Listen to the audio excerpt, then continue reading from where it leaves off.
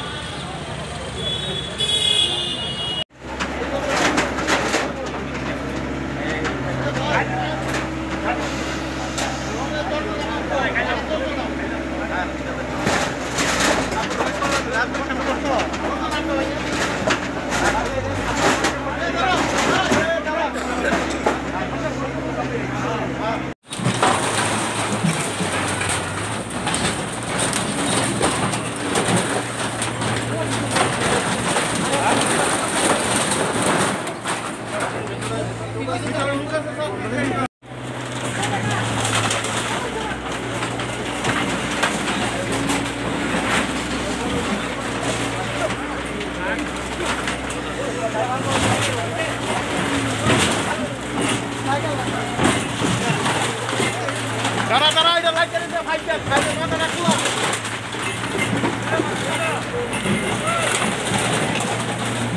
Hei, cara.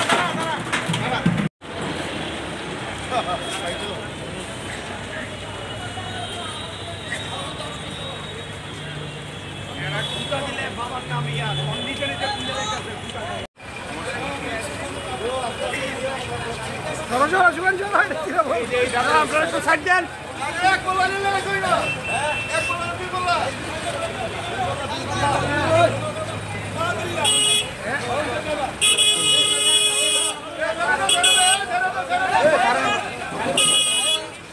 ওদিকে যান গিয়া এই নিচে না ওই একটা বললে গায়ে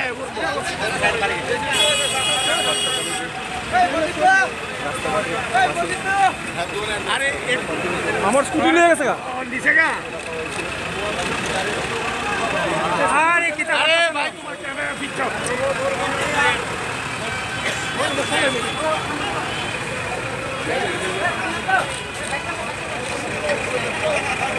বললে এদিকে আয় বলবে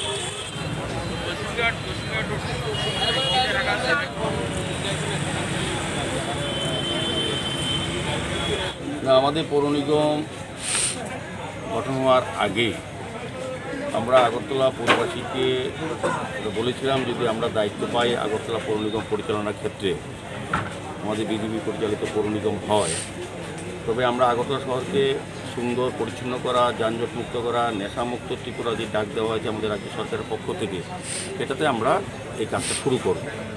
তো আমরা আমাদের শহরবাসী আমাদেরকে আশীর্বাদ করে দায়িত্ব দিয়েছেন এই কাজ করা, সেই যে আমরা কাজ শুরু করেছি, পর্যায়ক্রমে চলছে। প্রতিটি জায়গায় এই রাজ্যে একটা দীর্ঘ 25 বছর আগে থেকে এটা নতুন করে আজকে নেশার ঠেক হয়নি, গাঁজার চাষ নতুন করে হয়নি, এটা আমাদের সরকার হাতে বড় হয়নি, এটা আগের থেকেই হচ্ছিল। তো এটা বন্ধ করার জন্য রাজ্য সরকার, আমাদের পৌর নিগম, আমরা সার্বিকভাবে সকলকে নিয়ে এই কাজটা শুরু করেছি। আমাদের পৌর নিগম পক্ষ থেকে বিভিন্ন সময় বিভিন্ন রাস্তা যে যানজট হয়, বেআইনিভাবে যারা রাস্তা দখল করে ব্যবসা করেন কিংবা বেআইনিভাবে পার্কিং করে রাখেন বাইক, মোটরসাইকেল, গাড়ি, যত্রতত্র, সেগুলির বিরুদ্ধে আমাদের অভিযান শুরু হয়েছিল। আমরা শহরকে মানুষকে চলাচলের জন্য, যানজট মুক্ত করার জন্য, যাতে যান দুর্ঘটনা না হয় সেদিকে লক্ষ্য রেখে আমরা কাজ শুরু করেছি। তো আমরা কিছুদিন আগেও বটতলা শিববাড়ির টু দশমীঘাট আমরা পরিষ্কার করে দিয়েছিলাম, এখান থেকে আলোকিত করেছি, বিদ্যুৎ করা হয়েছে, রাস্তা পরিষ্কার করে দেওয়া হয়েছে।